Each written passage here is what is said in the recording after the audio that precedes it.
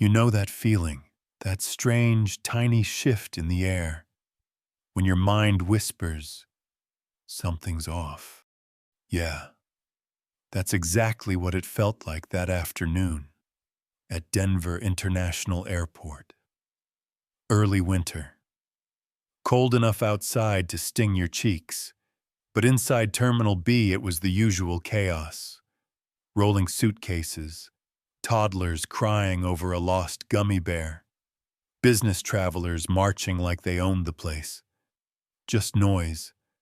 Constant noise.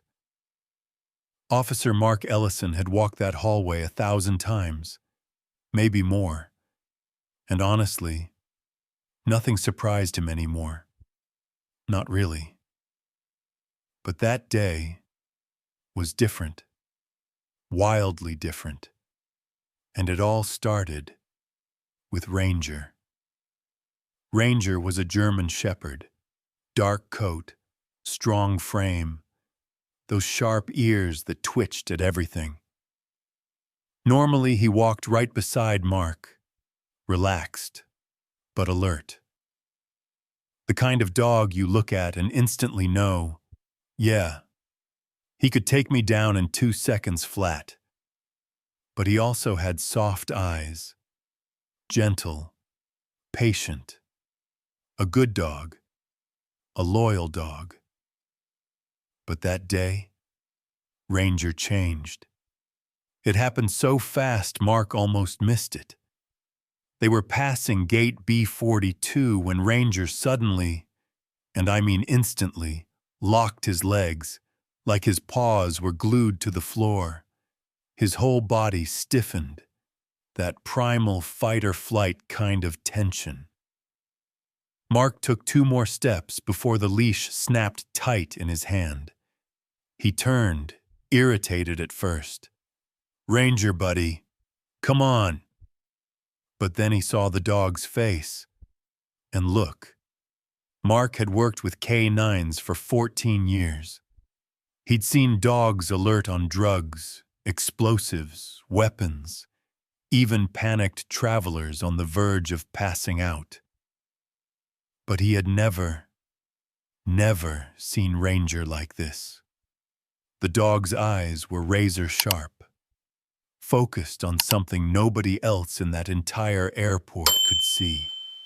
His ears pinned forward, tail stiff, nose lifted just slightly, breaths quick and shallow as if he was tasting the air. The fur along his spine rose, a thin, bristling line that made Mark's stomach twist. Hey, buddy. What is it?" Ranger didn't blink, didn't look at Mark, didn't move at all. His focus was locked, deadlocked, on something up ahead in the crowd. And then the airport noise just faded. Not literally, but in Mark's head, everything went quiet. That cop instinct kicked in, heart slowing, vision narrowing, seeing details he would have ignored seconds before. He followed Ranger's gaze, people weaving past, lattes in hand, no one looking dangerous. Nothing stood out.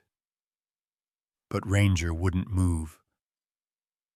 "Okay, something's happening," Mark whispered. He tightened the leash, scanned again, slowly. And then, there, a flicker of movement. Small, low, a little shape weaving between adults. A little girl, 6, maybe 7, brown curls, pink sneakers, a lavender backpack too big for her shoulders, walking beside a woman in a dark red coat, blending in perfectly, almost too perfectly. Ranger leaned forward, nostrils flaring, like he'd caught a scent Mark couldn't detect. His body tightened, muscles coiled, vibrating. Ranger, talk to me, boy. What am I missing? Then the dog exhaled sharply, that huffing sound he only made when something was very, very wrong. And that's when Mark saw it. The girl's right hand, not swinging, not holding anything, not fidgeting like kids always do. It was pressed behind her, flat against the woman's coat, not grabbing, not tapping, pressed, firm, deliberate. A signal, like she was silently saying, "Someone, help me." Mark felt the air leave his lungs. Oh, hell. He stepped forward. Ranger took 3. Suddenly, the airport noise crashed back around. Them, rolling bags, loudspeakers, laughter. But everything felt different now. Charged, dangerous, wrong. Okay, Ranger, I see it. Let's go. And Ranger, God, that dog, didn't hesitate. Not for a heartbeat. He moved. Straight toward the little girl. Straight toward whatever nightmare she was walking into. Straight toward the moment. That would change everything. Because, honestly, once a K9 enters that locked-on mode, you can feel it in your bones. Something's about to unfold. Something big. Something you really, really don't want to screw up. The crowd ahead thickened, that pre-holiday kind of thick. Families dragging winter jackets, college kids heading home, people rushing like they're 5 minutes late, even when they're 30 minutes early. Voices bouncing off the walls, the smell of pretzels and coffee mixing with the cold draft from the automatic doors. And right in the middle of all that chaos, the little girl. Mark finally got a clear line of sight as the crowd shifted, and there she was. Tiny. Too tiny for a place like this. Brown curls, messy, like she'd been pulling at them. That lavender backpack again. So heavy it nearly tilted her backward. And beside her, gripping her wrist, was the woman in the burgundy coat. And listen. Nobody, absolutely nobody, was paying attention to this kid. Not one person slowed down. Not one person wondered why she wasn't talking, or bouncing around, or pointing at airplanes like kids always do. She was just invisible. Except to Ranger. The dog slowed, lowered his head, inhaled deep, like he was pulling every cent in the entire terminal straight into his lungs. His ears twitched, his tail stiffened, and he let out this low, barely there rumble. Not a growl, not a bark, more like, "There, that's it, that's the one." "All right," Mark whispered.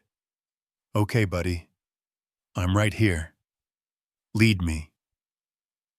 But Ranger didn't lead. Not yet.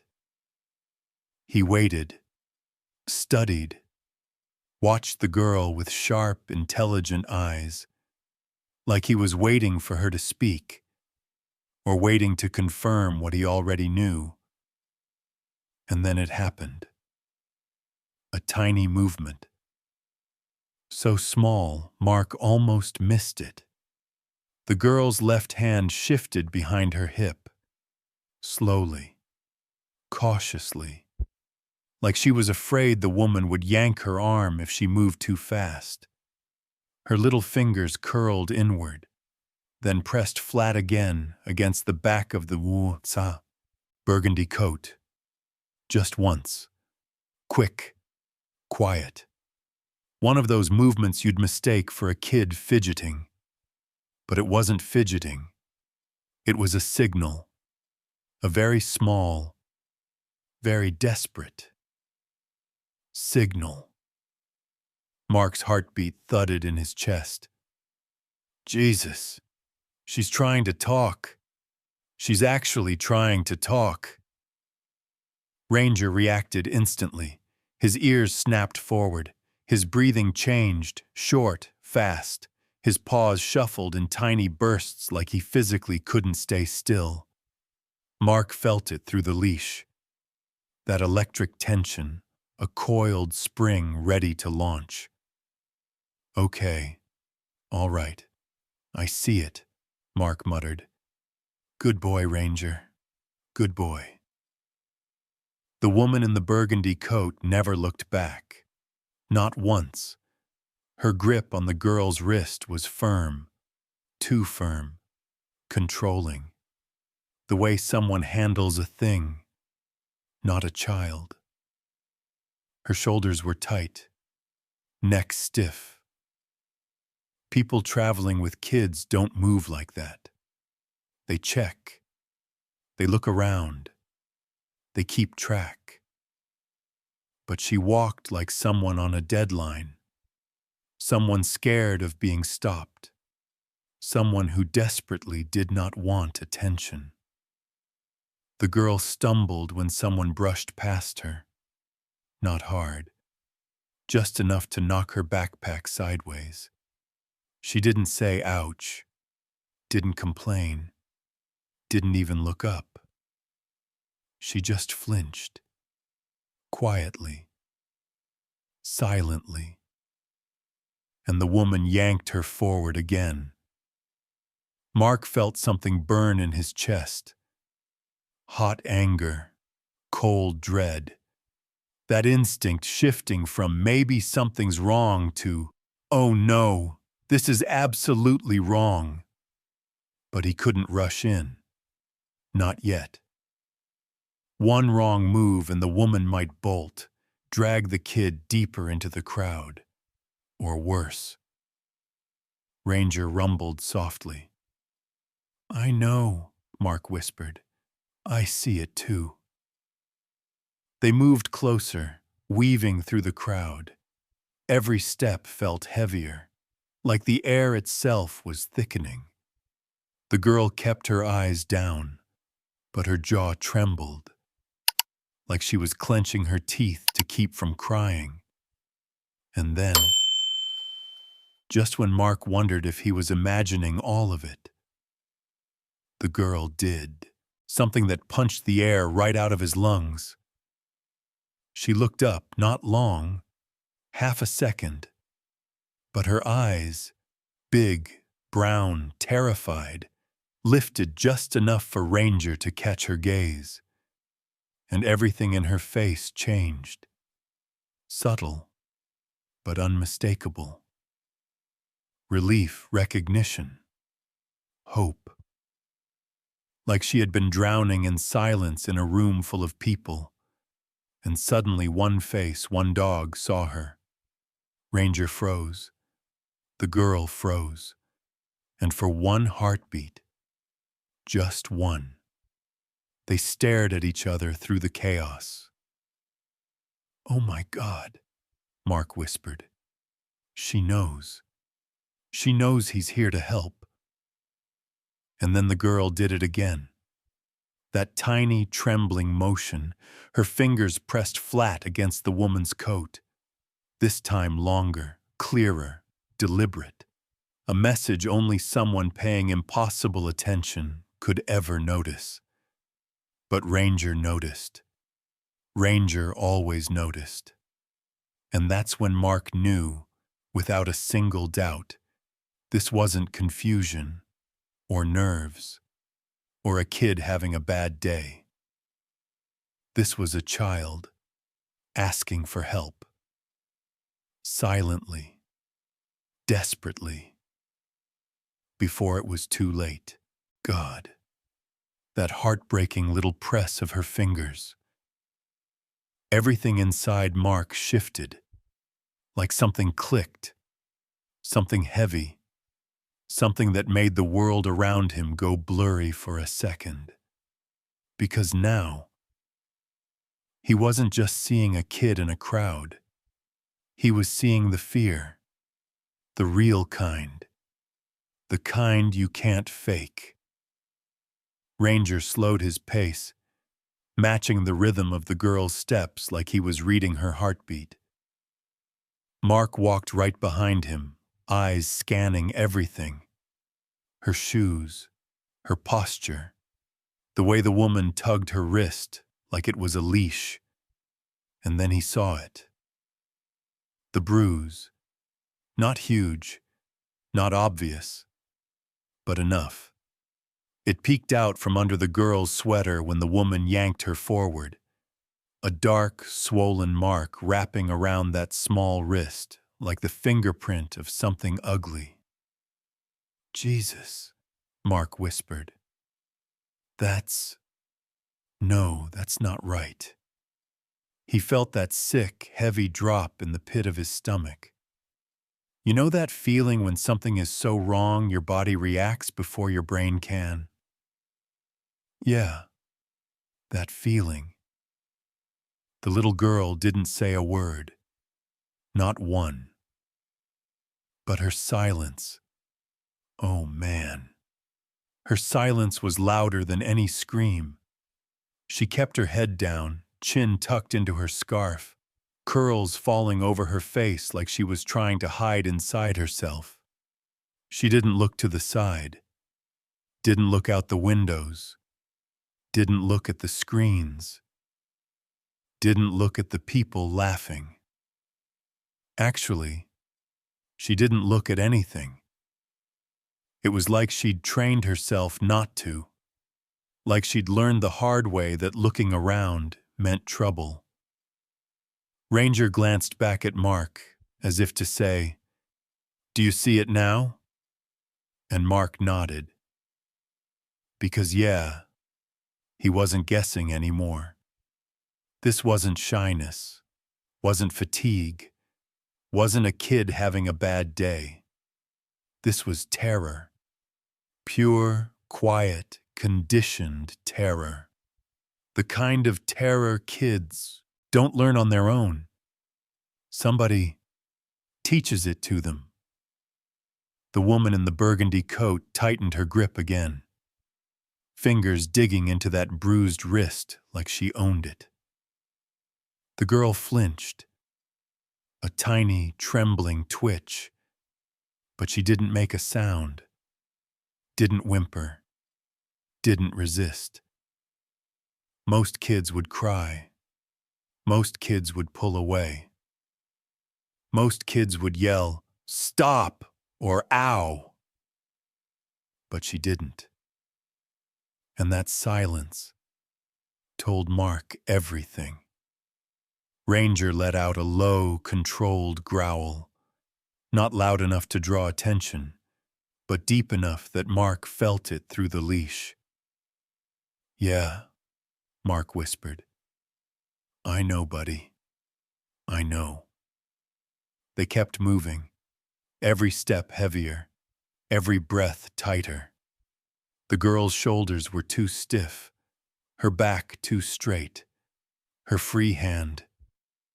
God, that small hand, curled into a trembling fist against her stomach. This kid wasn't just scared. She was living in fear, breathing it, wearing it like an invisible coat. And you can tell, you know?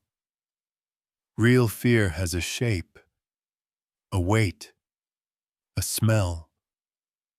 It leaves an imprint on a kid in the way they walk, the way they fold into themselves, the way their eyes look hollow even when they're wide open. Mark had seen it before, too many times, and it never never felt less awful. They approached an escalator. People rushed past, laughing, arguing, dragging bags behind them. The girl moved like a shadow among them, quiet, small, hidden. The woman yanked her wrist again, harder this time, annoyed, impatient. And something inside Mark snapped. "All right," he muttered. "No, nope, not happening. Not on my watch." He moved closer, close enough to intervene, but not close enough to spook the woman. Ranger didn't take his eyes off the girl, not for a single second. Then something happened that tightened Mark's throat. A little boy nearby tripped and started crying, loud, messy crying. But the girl didn't respond, didn't flinch, didn't even look. It was like she'd trained herself not to react to crying. Like crying was dangerous. Like showing emotion got her hurt. "Oh, sweetheart," Mark whispered. "What have you been through?" The girl blinked hard. Once. Twice. Not crying. Just holding tears somewhere deep where no one could see them. This wasn't shyness. This was survival. Mark's chest tightened. He reached for his radio, then froze. One wrong move, too loud, too fast, and the woman might bolt. With the girl, he had to wait for the right moment. But the girl gave him one more hint, a tiny one. When the woman tugged her harshly again, the girl didn't scream, didn't stumble, didn't cry. Instead, she shut her eyes, just for a second. But the kind of second that whispers, "Please, not again." That silent, invisible plea made Mark want to tear the entire terminal apart if it meant getting her out of that woman's grip. He leaned down to Ranger. "Stay close," he whispered. "We're gonna figure this out." And Ranger, steady, brave, unshakable Ranger, moved forward with a quiet determination that felt almost human. Mark exhaled, his chest tight. "Okay," he murmured. "Okay. We're going in soon."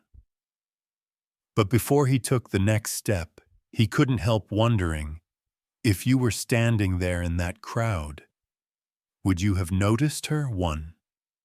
Yes. No 6, maybe. But only if the dog reacted first. Right after that moment, when the girl shut her eyes like she was bracing for something, everything inside Mark tightened. Yeah. Okay. This wasn't just bad. This was danger. Real danger. The kind you feel before you can explain it. And apparently, he wasn't the only one who felt it.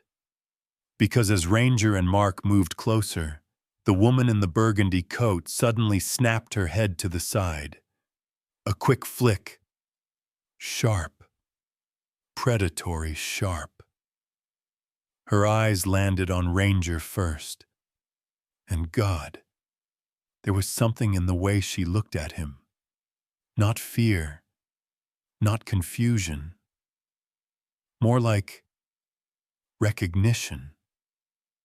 Like she knew exactly what a police dog was capable of. Like she'd seen that look before. And she did not like it.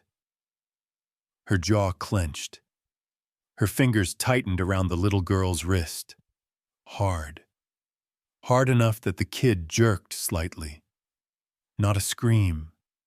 Not a cry. but enough for Ranger to feel it. He growled again.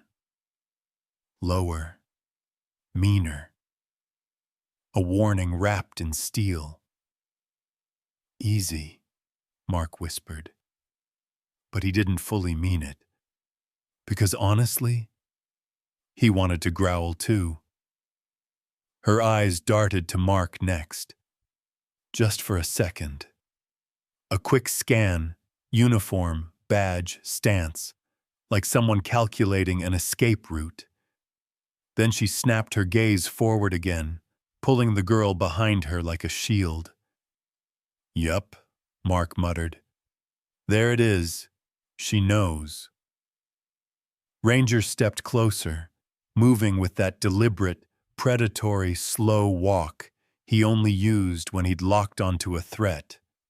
Ears flat, breath sharp, muscles coiled.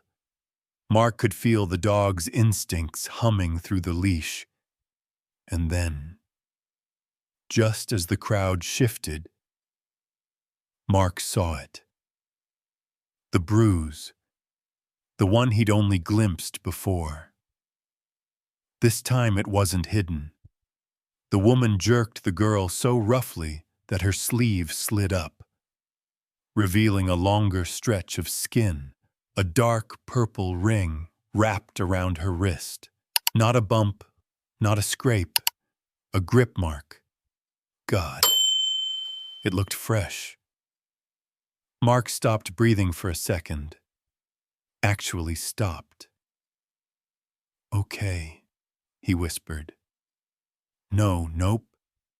This isn't just suspicious anymore. This is straight up wrong. The girl didn't look at him, didn't say anything, didn't cry. She just kept walking. Small steps, quiet steps, like someone taught her that being invisible was safer. Ranger's head dipped lower. Another growl. Taw. Soft. So soft it got swallowed by the airport noise. But Mark felt it vibrate through the leash. Yeah, buddy. I know. I see it too. They followed closely. Close enough to intervene. Not close enough to spook her. And honestly, Mark was starting to think she might try something, because she kept glancing back. Quick, jerky movements, eyes scanning behind her. And every time she looked, her grip tightened. At one point, she leaned down and whispered something in the girl's ear.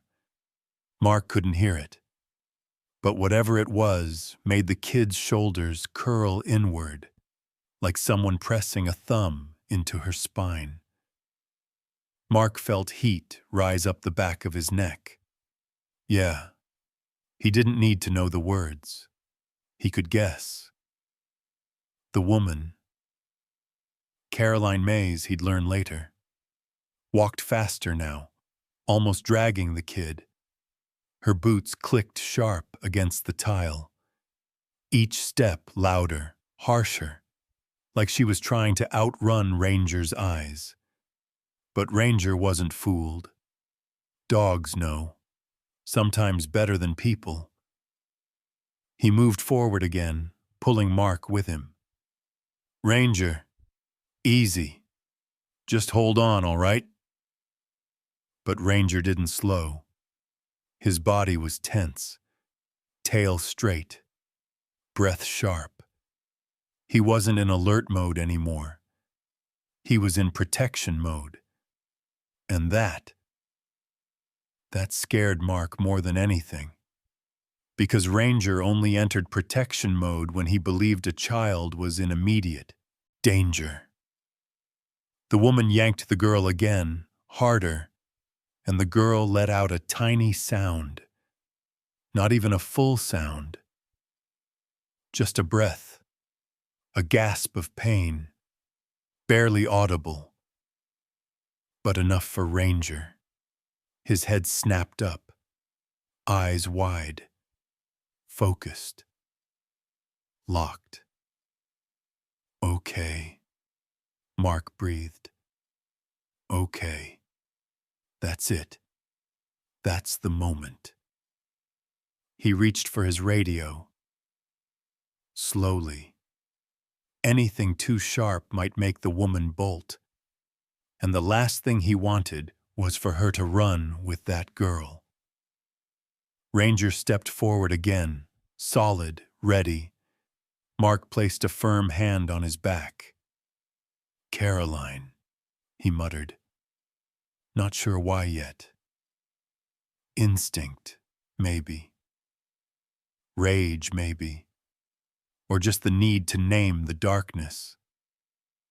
The woman turned again, sharply, eyes slicing through the crowd, landing on Mark. And this time, she didn't hide it. The glare, the fear, the calculation. She knew she'd been made. Mark's pulse hammered. This wasn't suspicion. This wasn't coincidence. This wasn't overthinking. This was a warning. A real one. A silent one. And it came from Afus. The girl's bruised wrist, the woman's panicked eyes, and Ranger's unbreakable instinctive certainty. This child was not safe. Not for a second. And if Mark waited too long, he didn't even want to think about what would happen. When Caroline threw that look over her shoulder, something shifted again. Subtle, but heavy. You could almost feel the energy around her warp, like she'd made up her mind. She was done walking slow, done being careful, done pretending. Because suddenly, she sped up. Not dramatically, not enough for the crowd to notice, but enough for Ranger to stiffen and for Mark to mutter, "Oh no, not now." Ahead of them, the long hallway toward the Terminal C connector stretched open, wide, bright, terrifyingly close. That walkway, that single escalator leading to the glass bridge.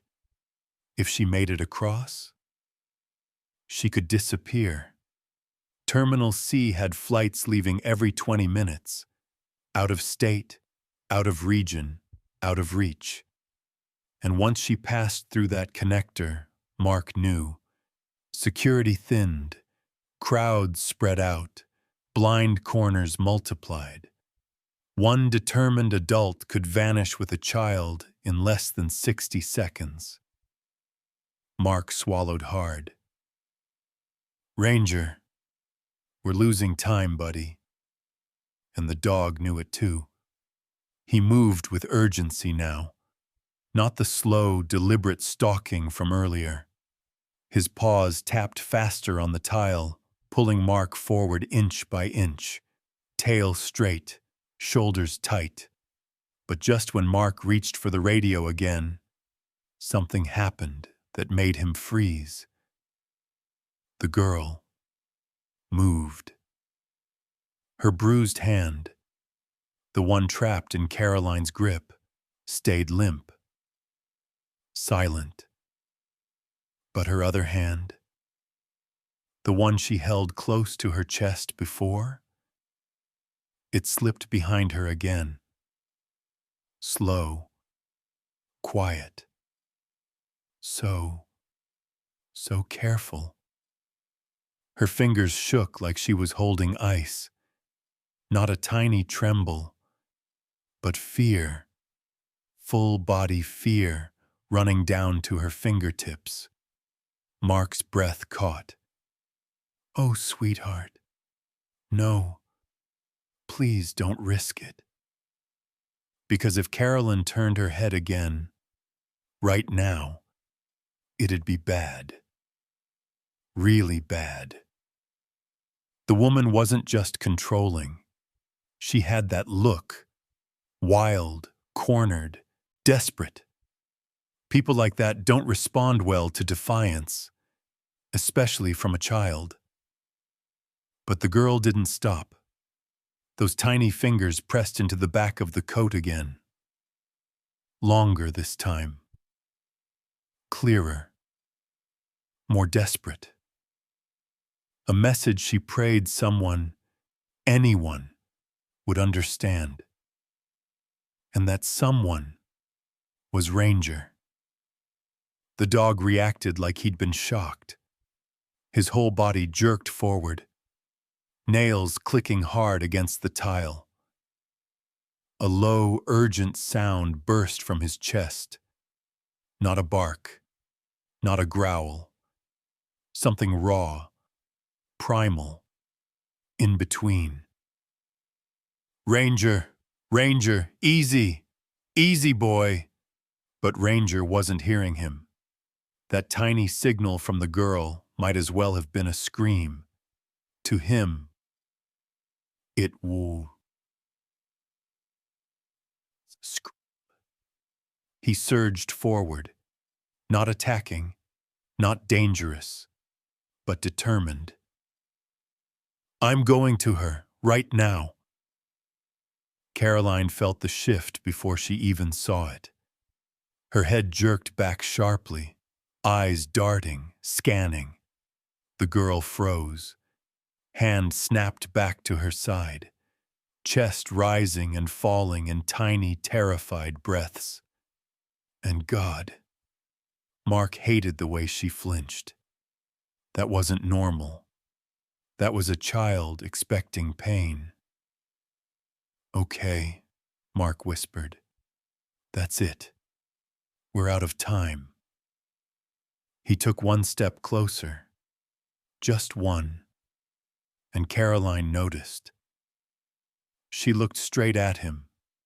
Not confused, not scared, not innocent, but furious. A silent, venomous, don't you dare kind of stare. Mark stared back, jaw tight, unmoving. He wasn't backing down.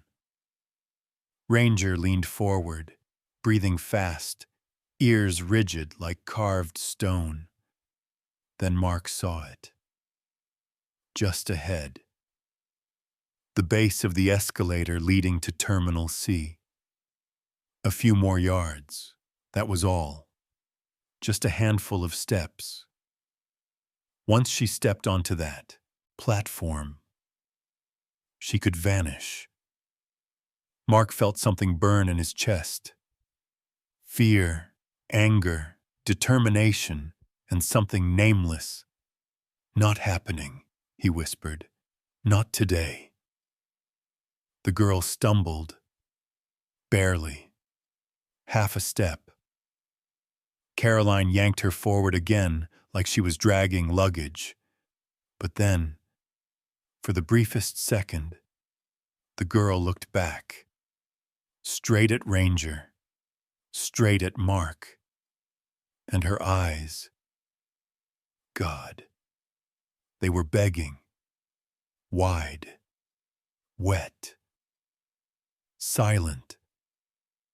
A whole universe of pain in two tiny brown irises. Then she did it. Her hand, trembling like a leaf in a storm, lifted behind her again. For the third time. The last signal. This one wasn't subtle. This one wasn't careful. This one was desperate. Her fingers pressed hard. Hard enough her knuckles went white, into the burgundy coat. A cry for help without a sound. A scream she wasn't allowed to make. Mark felt his heart slam into his ribs. Ranger let out a sharp, broken huff, half whine, half growl, and Mark knew with every fiber in his body that if he didn't act right now, Caroline would get away. The girl would be gone, and this moment would haunt him forever.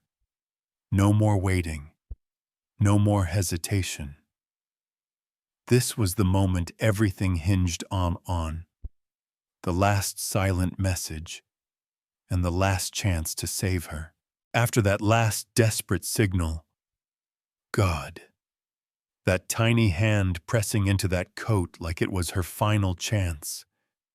The girl slipped deeper into the crowd. Not because she wanted to, but because Caroline yanked her forward so hard the kid practically stumbled into a wall of moving people. And for one terrifying second, Mark lost sight of her. Just 1 second. But it felt like falling off a cliff. He craned his neck, stepping up on his toes, scanning every face, every jacket, every kid. Ranger lunged forward, trying to push through the wall of bodies. Mark tightened his grip, heart hammering so violently he thought it might punch through his chest. Where is she? Ranger, easy, buddy, just hold on. But Ranger wasn't holding on, because he saw her before Mark did. And in the exact instant her tiny frame began to slip from view, inches from the escalator platform that would carry her toward Terminal C. Ranger unleashed a sound that didn't even feel like a bark. It felt like an explosion. A violent, bone-shaking, earth-cracking boom that ripped through the entire terminal. People screamed. Coffee cups dropped. Phones slipped from hands. A toddler burst into tears. The whole place froze. Instantly. Completely. Because that wasn't the bark of a dog startled or annoyed. No. It was the bark Mark only heard when a life, a child's life, was on the line. Mark's pulse exploded. Oh hell, that's the one. That's the bark. Ranger barked again, louder, sharper, tearing through noise, crowd, distance. TSA agents whipped around. 3 of them, almost in sync. K9 alert! Clear the area! One pushed people back. Another hit a radio. Voices roared around them, pitch first. What's happening? Is there danger? Oh my God, what's wrong with that kid? Move out of the way! Mark didn't waste a single second. He shoved through the tight cluster of bodies, mutters spilling out. Excuse me, move. Police, move now. Through the chaos, he finally saw her. The little girl, frozen at the base of the escalator. Her small hand still trapped in Caroline's grip. Her face tilted up. Not at the people. Not at the noise. Not at the chaos. But straight at Ranger. And the look in her eyes. God. It was everything. Fear, hope, relief, and disbelief that anyone had actually heard her. Caroline jerked her forward, panicked, eyes darting as she tried to step onto the escalator. But Ranger wasn't having it. He surged forward so violently, Mark's shoulder nearly wrenched from its socket. Ranger! But the dog didn't care. He barked again, a massive, echoing roar that made people halfway down the hallway jump. And this time the entire crowd parted, like instinct whispered, "Something's wrong. Let the dog through." TSA sprinted over. "Ellison, what do you got? Is the child in danger? We need confirmation." Mark didn't hesitate.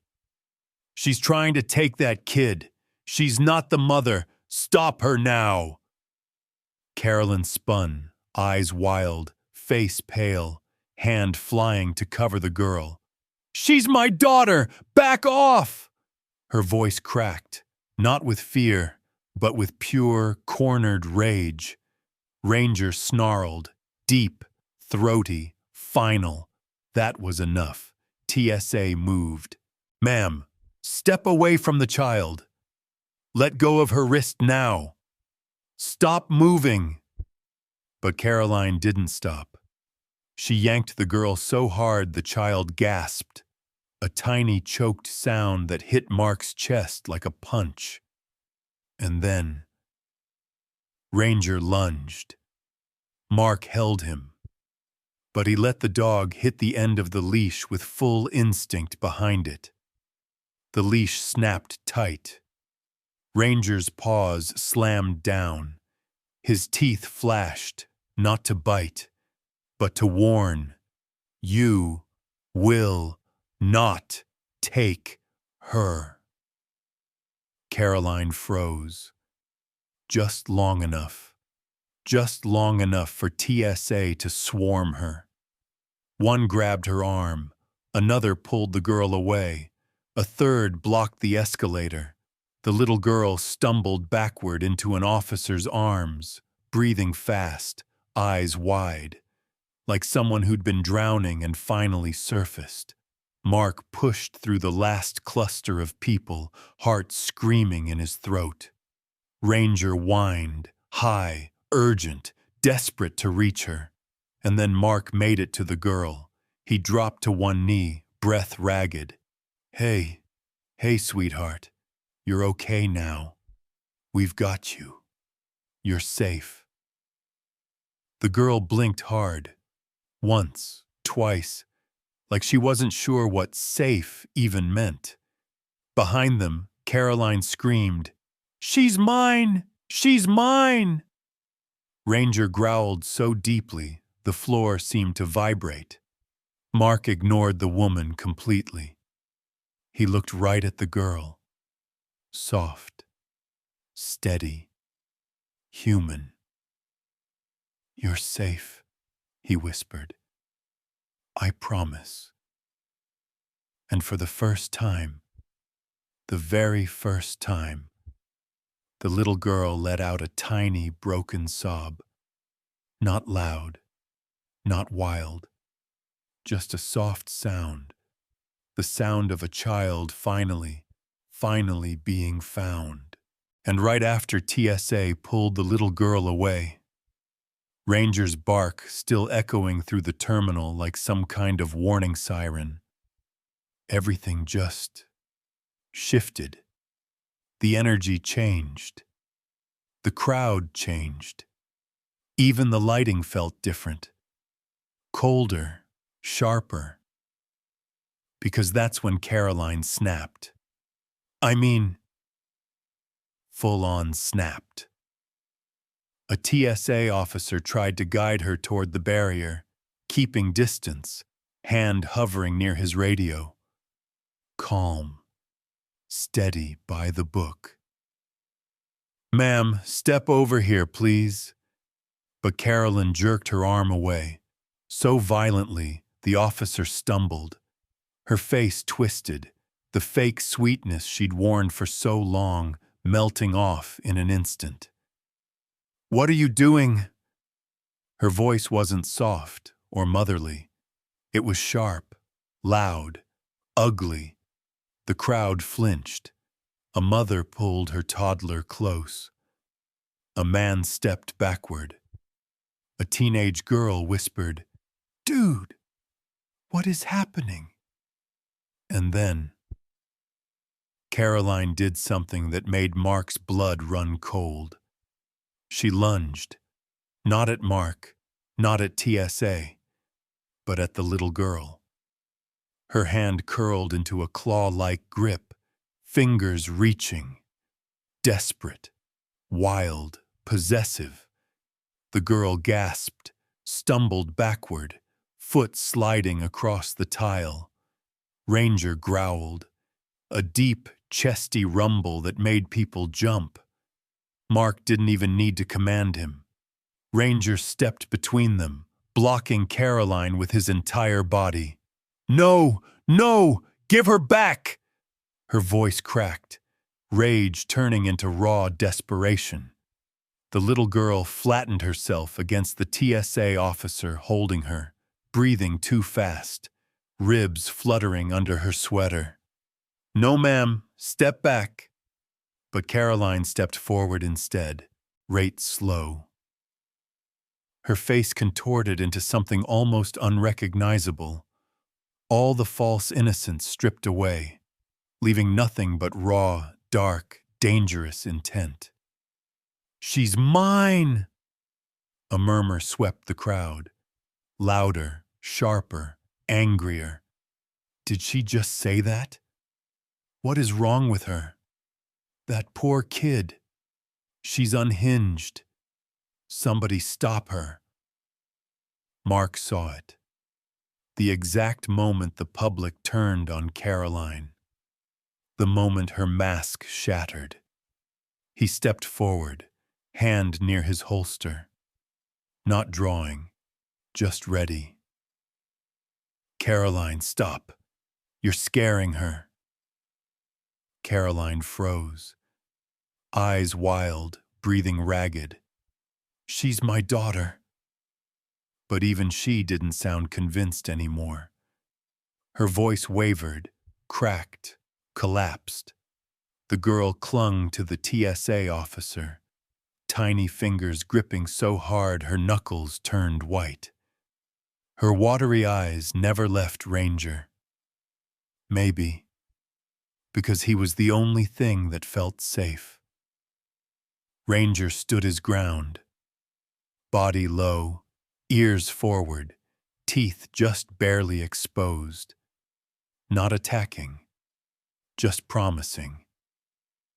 You will not get past me. Caroline let out a choked scream and spun toward the crowd, as if begging someone to take her side. But nobody moved. She's hurting that kid. That bruise was real. That child's terrified. And just like that, the truth spilled into the open. This wasn't a mother. This wasn't protection. This wasn't love. This was ownership, control, possession. Caroline's breathing turned wild, eyes darting, hands shaking. She backed away from Ranger, finally understanding the dog would give her nothing. The TSA supervisor stepped forward, calm, firm. Caroline Mays, you're being detained for questioning, hands, where we can see them. No, she shrieked. You don't understand. She needs me. She's supposed to. She's. But the words fell apart. The act was over. Everyone knew it. Ranger exhaled. That slow, controlled breath he only used when a threat was finally contained. Mark swallowed hard, adrenaline buzzing through his veins. He looked at the girl. She was trembling, not crying, not speaking, just trembling. The silent aftermath of everything she'd been holding in. He lowered himself gently. Hey, you're okay now. You're safe. She can't touch you. The girl blinked. Once, twice, and her tiny hand reached toward Ranger, a request for comfort. Ranger leaned in, nuzzling her fingers, and she exhaled, a tiny, shaky breath, like her world was finally cracking open to let light in. And now, after watching that mask fall apart in front of hundreds of people, let me ask you something real. If you had been standing there, would you have stepped in sooner? Or would you have needed that bark to wake you up? 1. Step in immediately. Wait until it was obvious. Honestly, I'd only react when the dog did. After Caroline's mask shattered right there in the middle of the terminal, and after Ranger's bark still echoed like a warning siren, everything moved fast. Too fast. TSA swept in. They cleared space. They escorted the girl to a private room. Officers formed a wall around her so no one, not even a shadow, could get close. Caroline was dragged the other direction, still shouting nonsense that didn't match her face, her actions, or the bruises blooming on that child's wrist. Mark didn't realize he was holding his breath until the door closed behind him. The interrogation room wasn't big. Fluorescent lights, a table, 2 chairs, a box of tissues that looked like it had never been touched, and the little girl. She sat on the far side of the room, tiny legs dangling, shoes not even brushing the floor. Her hands were clasped so tight her knuckles had turned pale. Every few seconds, her shoulders trembled, like she was fighting off a cold that lived inside her. Ranger was the first to move. He padded toward her slowly, tail low, ears soft. Not the fierce protector from outside, but the gentle, steady presence he became when a child was hurting. The girl didn't look up, not until Ranger let out a tiny, quiet huff, like he was saying, "I'm here. It's okay." Her eyes flicked toward him, red, wet, lost. And that, yeah, that broke Mark a little. He lowered himself onto one knee, slow, careful, not wanting to feel like another towering adult she had to fear. "Hey, sweetheart," he said gently.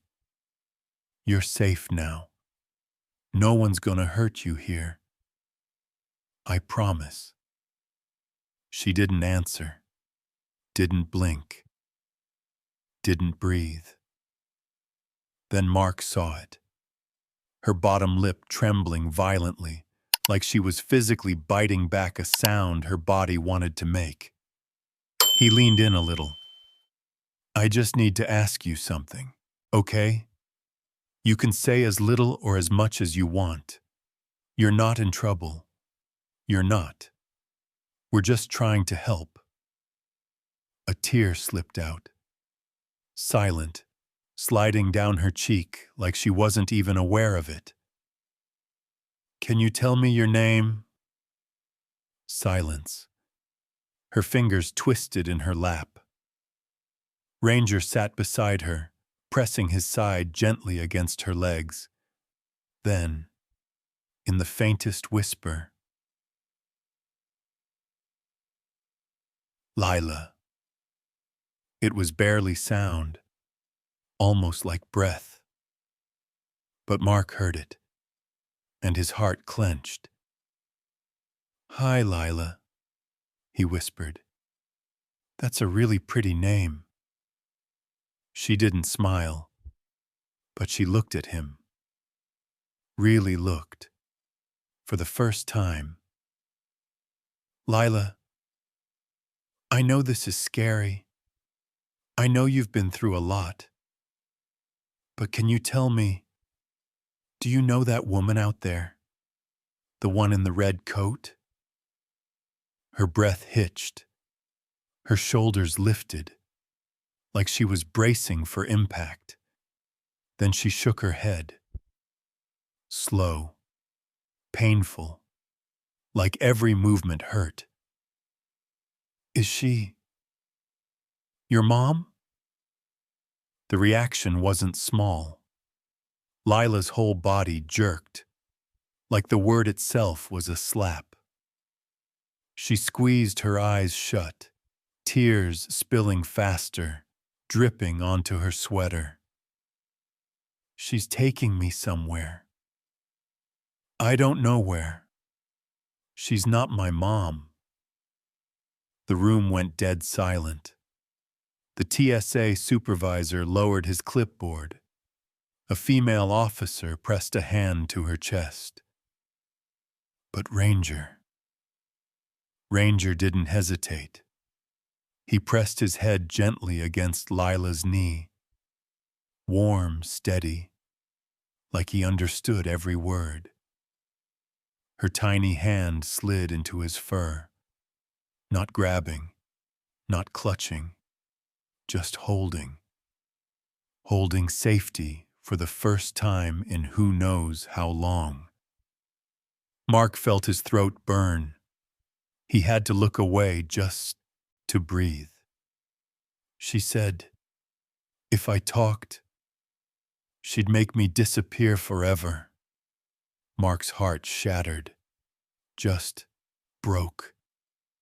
"Lila, she can't touch you anymore. Not ever again. You're safe, I swear to you. You're safe." Ranger nudged her. She let out a tiny sob, burying her face in his fur. The officers in the room quietly wiped tears. No one rushed her. No one asked more questions. They just let her breathe. And seeing a child finally brave enough to tell the truth, something shifted inside Mark too. Something fierce. Something protective. This wasn't just a case. This was a rescue. A real one. Those words that left Lila's mouth. Those tiny, shaking words that cracked the whole room open, shifted the air again. Everyone seemed to hold their breath, waiting for whatever truth was coming next. But before Mark could ask even one more gentle question, there was a knock at the door. Sharp, urgent. The TSA supervisor stepped in, face pale, eyes wide. The kind of look that meant this wasn't just important. It was bad. Really bad. "Ellison," he said quietly, "you need to see this." Mark stood, laying a gentle hand on Ranger's back to keep him calm. The dog didn't want to move. He kept his head pressed against Lila like he'd glued himself there. Lila's fingers curled deeper into his fur, like she was terrified he'd disappear too. Mark crouched beside her. "Hey, I'll be right back, okay? Ranger's staying with you. He's not going anywhere." Lila nodded, chin trembling. Ranger stayed exactly where he was, solid, unmoving, a living shield. Mark followed the supervisor into the hallway. The door shut. The man exhaled shakily and handed him a tablet. "Look at this." Mark scanned the screen, and his stomach dropped. It was Caroline's real profile. The one buried under fake IDs, fake paperwork, fake everything she'd used to slip through airports unnoticed. Name: Caroline Mays. Status: active alert. Texas Child Abduction Unit watch list. Reason: multiple attempts to remove minors across state lines. Risk level: severe. "Oh my God." The supervisor nodded grimly. "That's not all. Look." He swiped. More information spilled out. Stuff that made Mark's skin crawl. Caroline had been stopped before. Twice. Both times with different children. Each time with forged documents claiming guardianship. But this time, she'd gotten further than ever. Too far. She was going to get on that plane. Mark whispered. She was really gonna take her. Yeah, the supervisor said. And if she made it out of Colorado, we probably never would have found the kid again. That hit harder than it should have. Hard enough that Mark had to look away. He handed the tablet back. All right. Arrest her. Full restraint. No bail. It's done. She's already in cuffs. Good. Is child protection here yet? They're on their way. 10 minutes. Keep them away from Carolyn's cell. Already handled. Mark exhaled, steadying himself before returning inside. The room was quieter now. Different. Softer. Lila sat in the chair, Ranger pressed against her side like a warm wall. She wasn't crying anymore, only because she'd run out of tears. Lila, Mark said gently, we found some things about her, about Caroline. She looked up, eyes searching his face like she was afraid of the answer. She's not going to take you anywhere. Not anymore. She's under arrest. For good. Lila inhaled sharply, shoulders twitching like she didn't know what relief even felt like. Are you sure? Yeah, I'm sure. She can't hurt you now. Ranger nudged her again.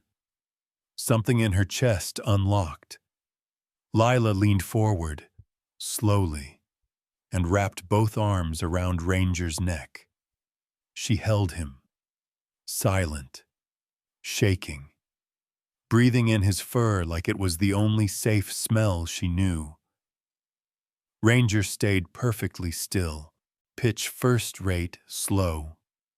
Jesus, that dog's an angel, one officer whispered. When Lila finally pulled back, her voice wavered. What happens to me now? Mark swallowed hard.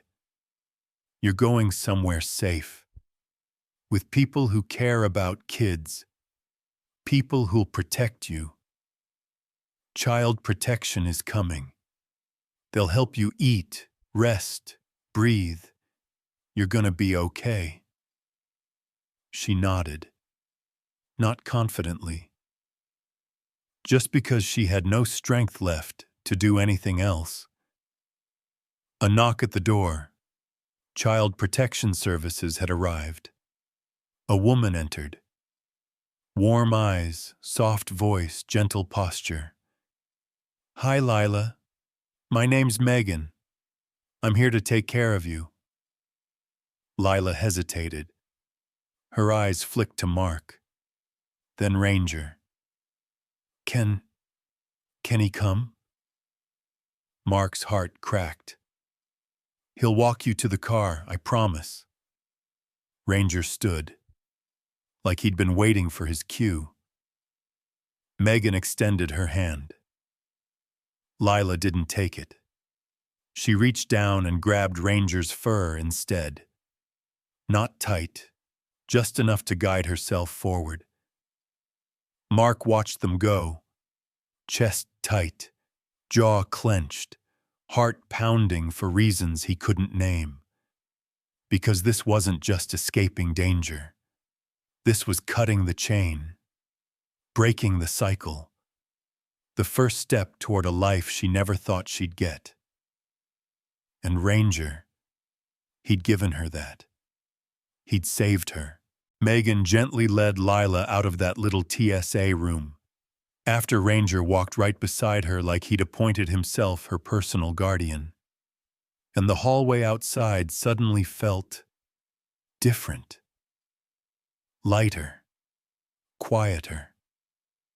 Like the whole airport had finally exhaled after holding its breath for way too long.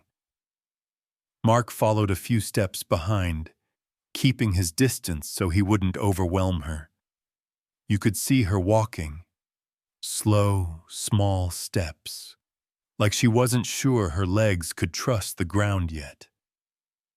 Ranger kept leaning into her side every few feet, just enough so she knew he was still there.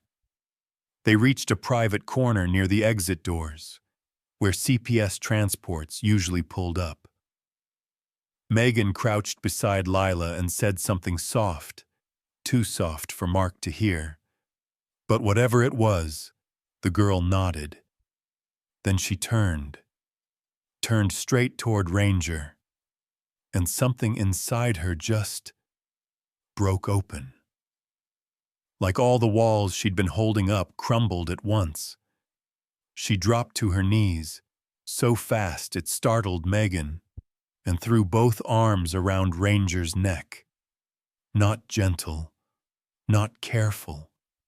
A full, desperate, trembling hug, like she was afraid he might disappear if she didn't hold on hard enough. Her face buried into his fur, her shoulders shaking, her breath coming in broken little gasps. And then the sound came. A sob. Not loud, not dramatic, just raw. A sound from somewhere deep inside her, like she'd finally let herself feel everything she'd shoved down for who knows how long. Ranger didn't move, didn't flinch, didn't shift. He just let her cry. Let her hold him. Let her unload the weight she'd been carrying alone. Mark felt something punch him in the chest. He watched her tiny fingers twist into Ranger's fur, clinging like she was holding on to the last safe thing she knew. Her legs shook so badly she had to lean her whole body against him just to stay upright. Megan stepped back quietly, giving her space. Even the officers nearby paused. No one talked. No one moved.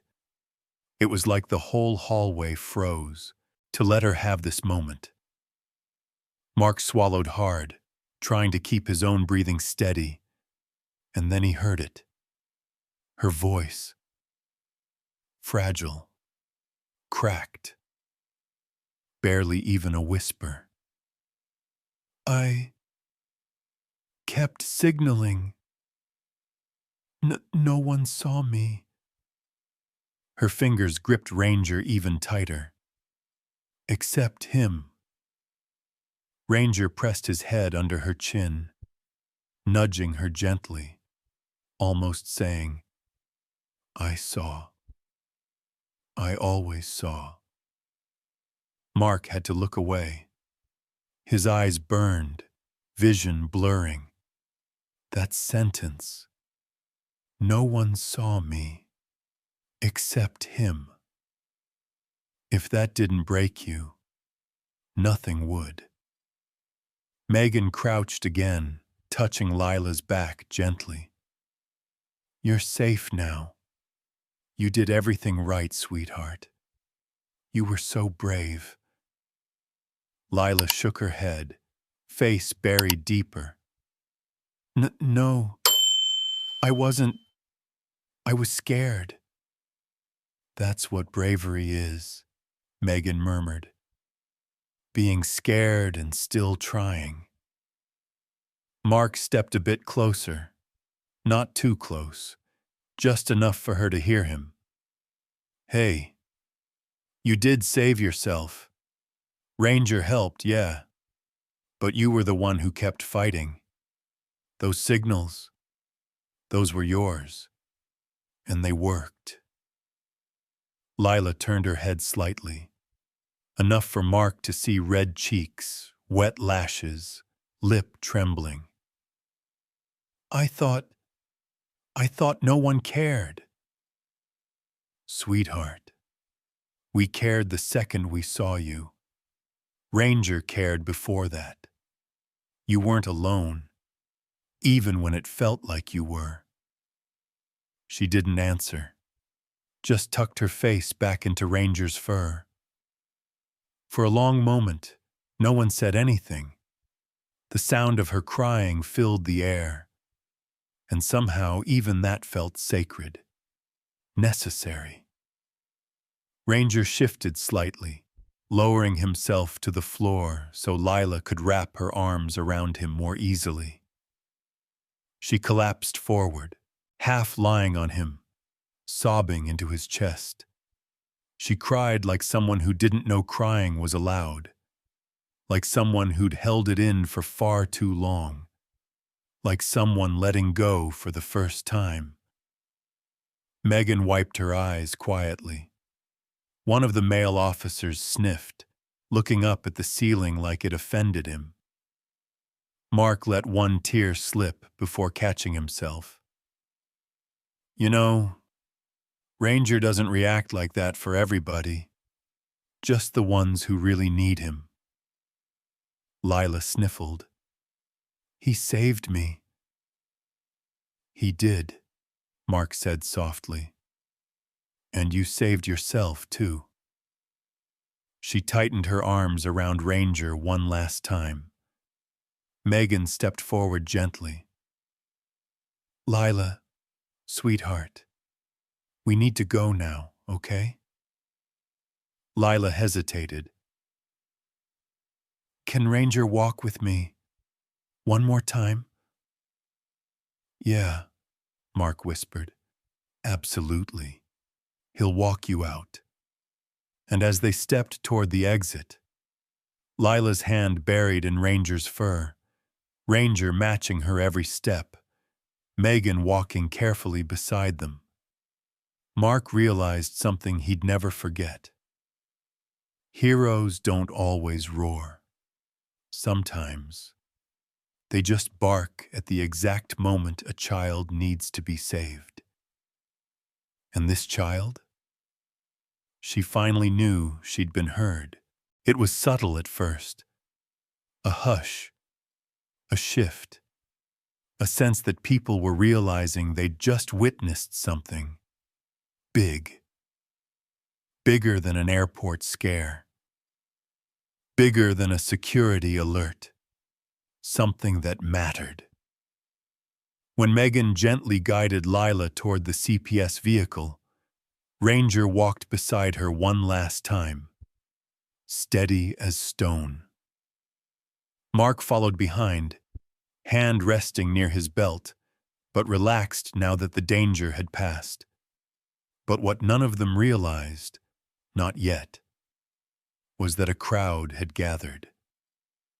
Word spreads fast in airports, faster than announcements, faster than TSA radios. And as soon as Ranger appeared at the end of the hallway, escorting Lila towards safety, everyone stood. People rose from seats. Parents lifted their kids. Airport employees paused mid-task. Even pilots waiting for crew briefings turned their heads. For a second, Ranger didn't notice. He was too focused on Lila, making sure she didn't stumble, keeping his big, warm body right next to her. But then, clapping, soft at first, a couple of hands, a couple of murmurs. Then louder, stronger, growing like a wave moving through the terminal. A full-on applause that filled the entire TSA checkpoint. Lila stopped walking. She looked up, confused, eyes darting from the strangers clapping to Ranger, as if trying to understand what was happening. Megan crouched beside her. They're clapping for him, she whispered gently. For your friend. Ranger still didn't react. He just stood there, head tilted, ears perked. Like he wasn't sure why so many humans were making noise. Then someone stepped forward. One of the TSA officers from earlier. Big guy, crew cut, Probably never cried in public. That dog didn't just save a child today. He swallowed hard. Pitch, first rate, slow. He saved our faith in this world. More applause. A woman wiped her eyes. A teenager whispered, "Holy crap, that dog's amazing."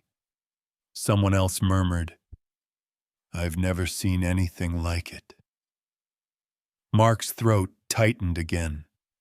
He knelt beside Ranger, placing a hand on the dog's neck. And Ranger, oh man. Ranger just sat there, calm, quiet, humble, like he didn't understand the attention was for him, like he wasn't a hero. He was just doing his job. Lila took a tiny step toward him and touched his fur, like she was afraid he'd vanish if she blinked. "He's pretty special, huh?" Lila nodded. "He saw me." The crowd went silent, just for a beat, like those 3 words hit something deep in everyone standing there. "Yeah," Mark whispered. "He sees a lot more than people realize."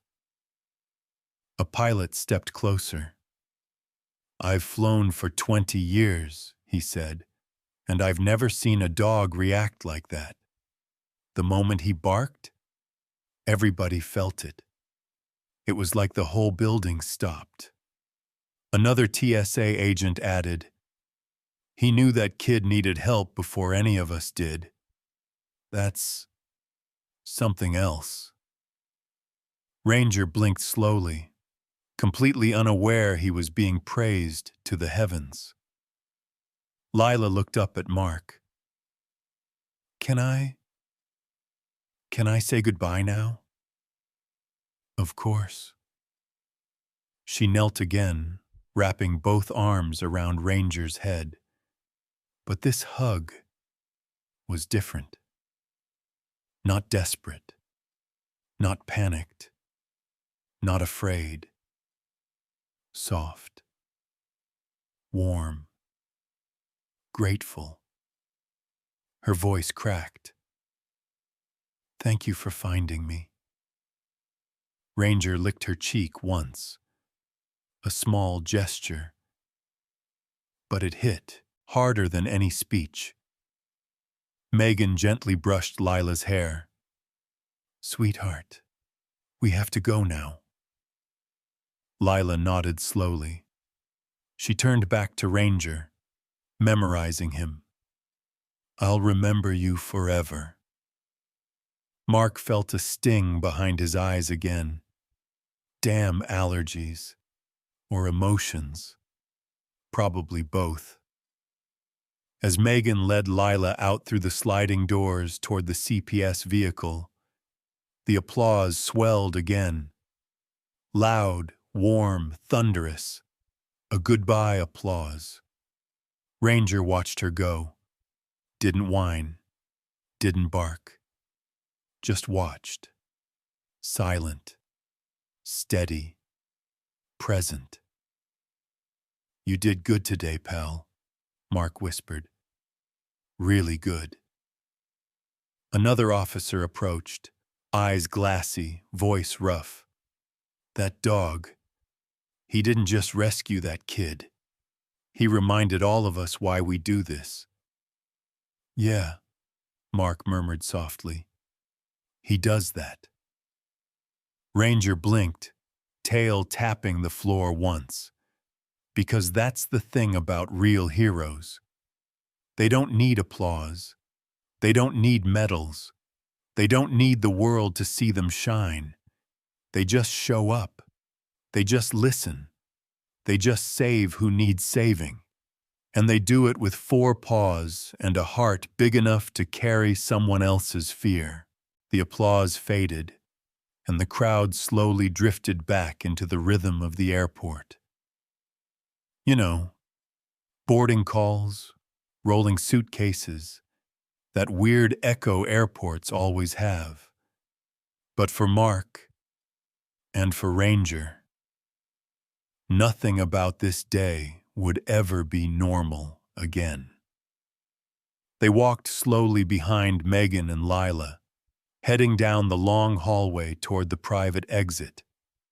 The kind of hallway that always feels a little too quiet, a little too bright, like it holds different air than the rest of the terminal. Lila kept one hand buried in Ranger's fur the whole way, not gripping like before, just holding on, like she needed to feel him there until the very last second. Her tiny footsteps echoed, tap, tap, tap, each one hesitant, like leaving Ranger behind meant stepping into a world she didn't fully trust yet. Megan walked gently beside her, saying comforting things, soft, soothing. But honestly, Lila only seemed to hear Ranger. And Ranger? He matched her step for step, never pulling ahead, never dropping behind, just staying, present, warm, steady. When they reached the end of the hallway, the doors leading outside to the CPS transport car, Lila stopped walking. Completely. Her shoulders rose, then fell, like she was gathering courage. "You ready, sweetheart?" Lila didn't answer, didn't nod, didn't shake her head. Instead, she turned, slowly, softly, like she needed a moment to make sure the world would hold steady if she let go. She faced Ranger, and something in her expression, God, it could break anyone. She took one tiny step forward, then another. Then suddenly she was right in front of him. Before Mark could even blink, she threw both arms around his neck. Tight, fierce, one of those hugs that comes from somewhere deep, a place where words aren't enough. Her face pressed into his fur. Tears soaked his coat. But this time, the tears weren't fear. They weren't panic. They were release, healing, gratitude. Ranger lowered his head, resting his chin on her shoulder, like he understood exactly what she was saying without saying it. And then, the words came. "I'll never forget you. Not ever." Mark swallowed so hard it hurt. He turned away, pretending to check the hallway. But really, he just couldn't let the kid see his eyes. Ranger leaned closer, and then, so gently it barely looked real, he touched his nose to the back of her small hand. A soft little nudge. A promise. A silent, "I'll remember you too." Lila pulled back, wiping her face with her sleeve. She tried to smile, a tiny, shaky one, but it was real. The first real smile Mark had seen on her. "Time to go, sweetheart." Lila nodded, but didn't move. Not until Ranger sat up straighter, gave her one soft huff, and blinked slowly. A dog version of "it's okay." Only then did she let go of his fur. She stepped toward the exit, stopped, looked back. "Bye, Ranger." The dog's ears twitched. His tail tapped the floor once. A quiet goodbye from a hero who didn't need words. The doors slid open with a low sigh, letting in a gust of cold Denver air. Megan guided Lila through. The doors closed behind them with a soft click. And just like that, the hallway felt empty. Too empty. Mark let out a long breath he didn't know he'd been holding. He knelt beside Ranger, scratching behind his ears. "You did it, buddy. You saved her." Ranger leaned into his hand, eyes fixed on the door, like he could still see straight through it. Mark smiled. A tired, emotional smile you only get after a day that changes something in you.